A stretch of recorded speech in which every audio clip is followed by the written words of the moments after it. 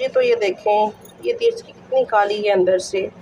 तभी हम इसको साफ़ करेंगे। इसमें मैंने किया था पानी बॉईल, और मुझे बिल्कुल भी काले बर्तन पसंद नहीं है। जैसे इंसान का दिल, लोग ऐसे होते हैं कि जिनके अंदर से दिल काले और ऊपर से चमकदार होते हैं, और दिल में पता नहीं क्या क्या पाल रहे होते हैं, और ऊपर से चमकदार नज़र आते हैं। तो वैसे ही हम इस देश को चमकाएंगे, ठीक है, और इसको साफ़ करेंगे, इसको चिट्टा कटेंगे, ठीक है, इस साबुन के साथ चिट्टा कटेंगे। हाँ जी, साबुन के साथ चिट्टा कटेंगे इसको। अच्छा। तो ये देखें जी, माशाल्लाह से अल्हम्दुलिल्लाह हमारे देश की कितनी प्यारी और खूबसूरत लग रही है, चमक गई है। और ऐसे ही साफ़ अपने दिल को चमका के रखें, ताकि अल्लाह ताला हमें पसंद करे। और काले दिल वाले लोग बिल्कुल भी अल्लाह ताला को पसंद नहीं है, जो किसी के लिए दिल में हसद और